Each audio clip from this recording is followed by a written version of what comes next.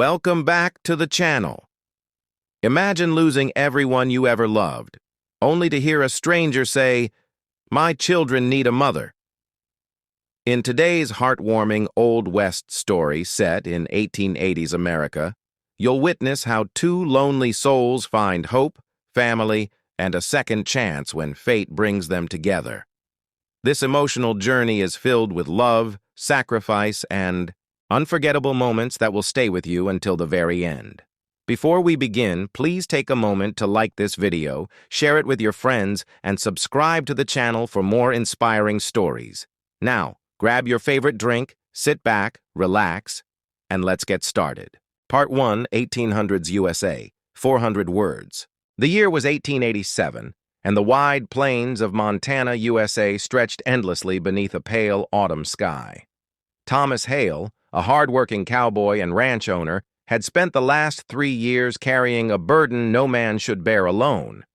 His wife, Mary, had died from a sudden fever, leaving him to raise their 2 young children, Emma and Jacob, while struggling to keep the family ranch alive. Every morning before sunrise, Thomas saddled his horse, repaired fences, and tended the cattle. The children helped as much as they could, but they were still too young to understand why their home felt so empty. Emma often stared at her mother's rocking chair on the porch, while little Jacob asked every night if his mother could somehow come back. Thomas never had the heart to answer.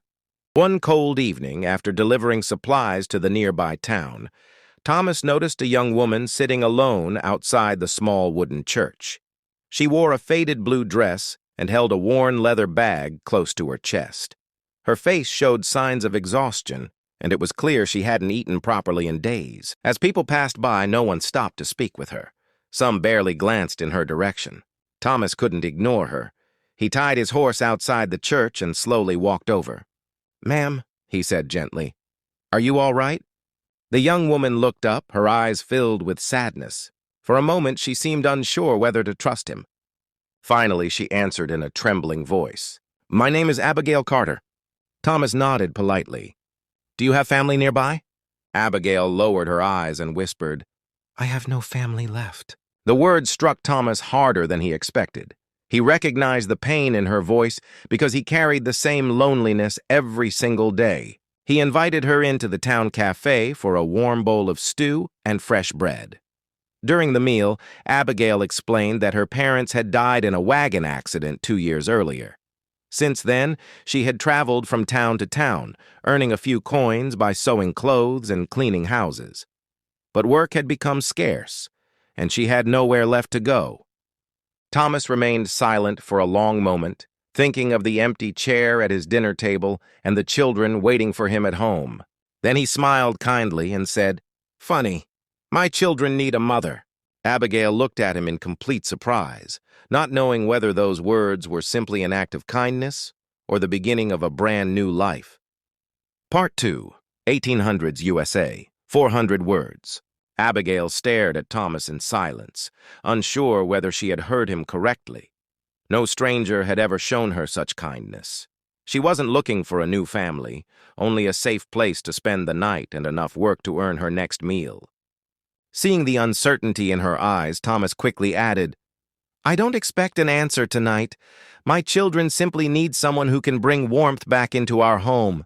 If you're willing to help around the ranch, you'll have a roof over your head, good food, and fair pay." After a long pause, Abigail smiled faintly and agreed. The next morning, they traveled together across the rolling Montana prairie to Thomas's ranch. Emma and Jacob watched nervously as the wagon arrived. They had grown used to living alone with their father and didn't know what to expect.